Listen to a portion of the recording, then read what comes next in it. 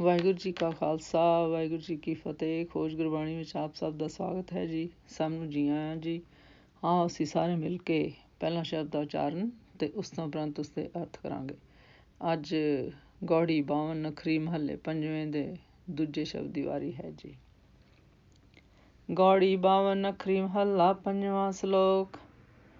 ਨਿਰੰਕਾਰ ਆਕਾਰ ਆਪ, ਨਿਰਗੁਣ ਸਿਰਗੁਣ ਏਕ, ਏਕੇ ਏਕ ਬਖਾਨਨੋ, ਨਾਨਕ ਏਕ ਅਨੇਕ ਪੌੜੀ।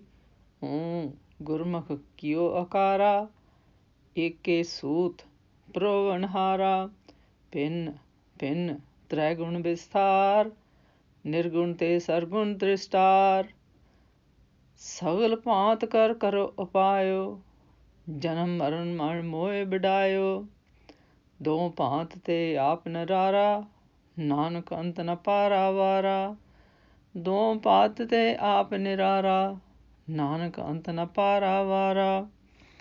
ਇਸ ਸ਼ਬਦ ਵਿੱਚ ਗੁਰੂ ਜੀ ਸਾਨੂੰ ਕਹਿੰਦੇ ਹਨ ਕਿ ਗੁਰਮੁਖ ਪਰਮੇਸ਼ਰ ਨੇ ਆਪ ਹੀ ਓਂ ਭਾਵ ਊੜਾ ਤੇ ਐੜਾ ਸ਼ਬਦ ਦੁਆਰਾ ਸਾਰੀ ਸ੍ਰਿਸ਼ਟੀ ਦਾ ਆਕਾਰ ਪਸਾਰਾ ਕੀਤਾ ਹੈ ਜੀ। ਫਿਰ ਗੁਰੂ ਜੀ ਕਹਿੰਦੇ ਹਨ ਪਰਮੇਸ਼ਰ ਸਾਰੀ ਸ੍ਰਿਸ਼ਟੀ ਨੂੰ ਹੁਕਮ ਦੇ ਇੱਕੋ ਸੂਤਰ ਵਿੱਚ ਪਰੋਣ ਵਾਲਾ ਹੈ ਜੀ। ਫਿਰ ਗੁਰੂ ਜੀ ਕਹਿੰਦੇ ਹਨ ਉਸ ਪਰਮੇਸ਼ਰ ਨੇ ਤ੍ਰੈ ਗੁਣਾਂ ਦਾ ਭਾਵ ਤ੍ਰੈ ਗੁਣ ਭਾਵ ਰੱਜੋ ਤਮੋ ਤੇ ਸਤੋ ਦਾ ਭਿੰਨ ਭਿੰਨ ਢੰਗਾਂ ਨਾਲ ਵਿਸਤਾਰ ਕੀਤਾ ਹੈ ਜੀ। ਫਿਰ ਗੁਰੂ ਜੀ ਕਹਿੰਦੇ ਹਨ ਪਰਮੇਸ਼ਰ ਨੇ ਨਿਰਗੁਣ ਰੂਪ ਤੋਂ ਸਰਗੁਣ ਰੂਪ ਸਰੂਪ ਵਿਖਾ ਦਿੱਤਾ ਹੈ ਜੀ।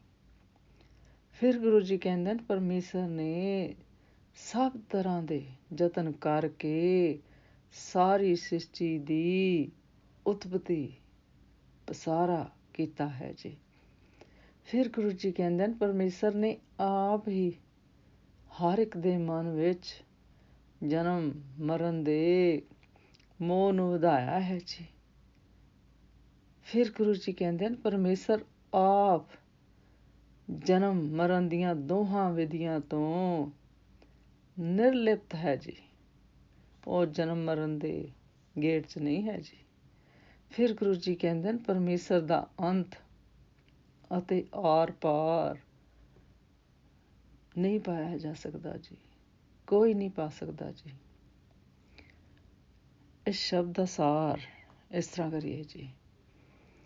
ਇਸ ਸ਼ਬਦ ਵਿੱਚ ਗੁਰੂ ਜੀ ਸਾਨੂੰ ਦੱਸਦੇ ਹਨ ਕਿ ਇਹ ਸਾਰੀ ਸ੍ਰਿਸ਼ਟੀ ਉਸ ਪਰਮੇਸ਼ਰ ਦੀ ਸਾਜੀ ਹੋਈ ਹੈ ਜੀ ਅਤੇ ਸਾਰਾ ਕੁਛ ਉਸਦੇ ਹੁਕਮ ਵਿੱਚ ਹੀ ਚੱਲ ਰਿਹਾ ਹੈ ਜੀ ਅਤੇ ਉਸ ਨੂੰ ਉਸਦਾ ਅੰਤ ਕੋਈ ਨਹੀਂ ਪਾ ਸਕਦਾ ਜੀ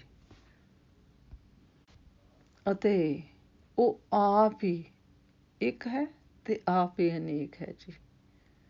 ਫਿਰ ਗੁਰੂ ਜੀ ਕਹਿੰਦੇ ਹਨ ਪਰਮੇਸ਼ਰ ਨੇ ਆਪ ਹੀ ਸਾਰੀ ਸ੍ਰਿਸ਼ਟੀ ਨੂੰ ਆਪਣੇ ਪ੍ਰਬੰਧ ਅਧੀਨ ਰੱਖਿਆ ਹੋਇਆ ਹੈ ਜੀ ਅਤੇ ਮਾਇਆ ਦੇ ਤ੍ਰੈ ਗੁਣਾਂ ਭਾਵ ਰੱਜੋ ਤਮੋ ਸਤੋ ਰਾਹੀਂ ਸ੍ਰਿਸ਼ਟੀ ਦਾ ਵਿਸਤਾਰ ਕਰਕੇ ਆਪਣੇ ਆਪ ਨੂੰ ਉਸ ਤੋਂ ਨਿਰਲਿਪਤ ਰੱਖਿਆ ਹੋਇਆ ਹੈ ਜੀ।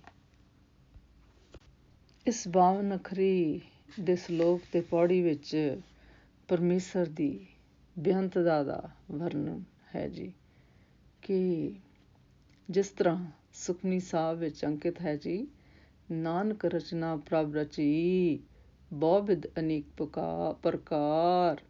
ਨਾਨਕ ਰਚਨਾ ਪ੍ਰਭ ਰਚੀ, ਬਹੁ-ਬਿਧ ਅਨੇਕ ਪ੍ਰਕਾਰ। ਉਸੇ ਤਰ੍ਹਾਂ ਦਾ ਭਾਵ ਇੱਥੇ ਵੀ ਹੈ ਜੀ ਕਿ ਜਗਤ ਦੀ ਰਚਨਾ ਦਾ ਮੁੱਢ ਪਰਮੇਸ਼ਰ ਆਪ ਹੀ ਹੈ ਜੀ। ਭਾਵੇਂ ਕਈ ਤਰ੍ਹਾਂ ਦੇ